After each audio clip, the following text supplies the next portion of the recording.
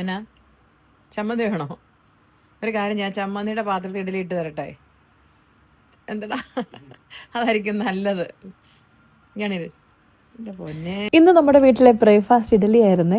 പക്ഷേ ജസ്റ്റിക്ക് ഭയങ്കര ഇഷ്ടം ദോശയാണ്. അപ്പോൾ ജസ്റ്റ് ഇഡലി കഴിച്ചിട്ട് വന്നിട്ട് പറഞ്ഞ് 2 ദോശയും കൂടെ ചുട്ട് തരാം.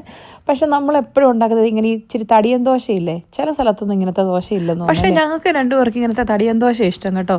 നമ്മുടെയൊക്കെ വീടുകളിൽ ഇത് തന്നെ ഉണ്ടാക്കുന്നത്. പക്ഷേ എൻ്റെ കൂടെ ജോലി ചെയ്യുന്ന ഒത്തിരി പേർക്കുണ്ട് മറ്റേ ഈ പ്ലെയിൻ ആയിട്ടുള്ള ദോശ. പക്ഷേ എനിക്ക് തോന്നി ഇതാന്ന് തോന്നി ഇച്ചിരിയുടെ ടേസ്റ്റ്. എന്നെ പോലെ തടിയുള്ള ദോശ കഴിക്കാൻ ഇഷ്ടമുള്ളവരുണ്ടോ? കാലിന് വല്ല പ്രശ്നമുണ്ടോ? അതൊക്കെ അനങ്ങുന്നുണ്ടെന്ന് നോക്കിയാ കാലും കൈയൊക്കെ. അല്ല, കൈ അനങ്ങുന്നുണ്ട്, തിന്നാൻ വേണമല്ലോ അല്ലേ?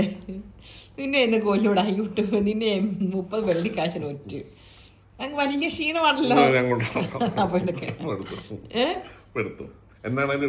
ജസ്റ്റിക്ക് ഭയങ്കര ഇഷ്ടം ഈ ദോശ ഇഡലിയൊക്കെ ചമ്മന്തിയിലും കറിയിലും ഒക്കെ ഇങ്ങനെ കുതിർന്ന് കിടന്ന് കഴിക്കാൻ. എന്താ അല്ലേ?